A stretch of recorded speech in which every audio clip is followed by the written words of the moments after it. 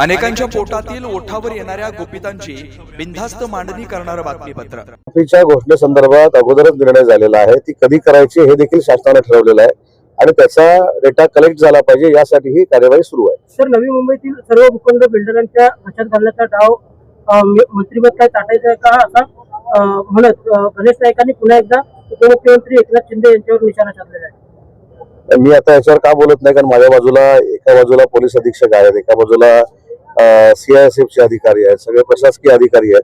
त्याच्यामुळे मला राजकीय बोलणं उचित वाटत नाही, पण मला थोड्या वेळाने संध्याकाळी रत्नागिरी झाल्यानंतर हा प्रश्न जर विचारला तर याचं मी चांगल्या पद्धतीने उत्तर देऊ शकतो, ज्यांनी कोणी म्हटले त्यांना। साहेब, मगाशी तुम्ही एक वाक्य बोललात की वेगळं अभियान आणि त्यात तुम्ही सहभागी झालात, SP साहेबांपासून सगळेजण सहभागी होते।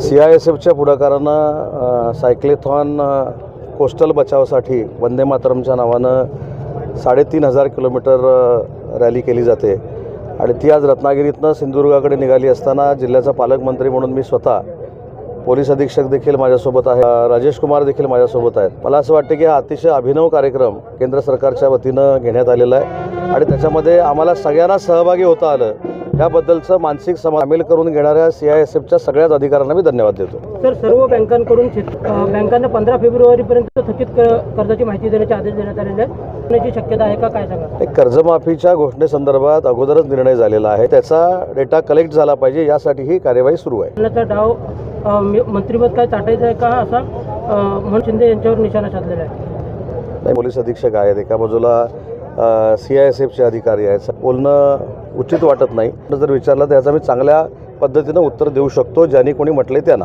साहेब, मगाशी तुम्ही एक वाक्य बोललात की हा बघता या जवळजवळ 8 ते 9,000 मुलांच्या पुढे असं तुम्ही चांगल्या पद्धतीनं कार्यक्रम रत्नागिरीच्या प्रशासनानं घेतला आहे, CISFनं टीका केली नाही, उलट आपण सगळ्यांनी त्याच्यामध्ये अजून हा कार्यक्रम मोठा कसा होईल यासाठी बघितला पाहिजे। कारण जसं आपण सैन्यावर सैनिकांना आहेत आणि त्यांनी केलेला जो उपक्रम आहे त्याला आपण सगळ्यांनी सहकार्य केलं पाहिजे।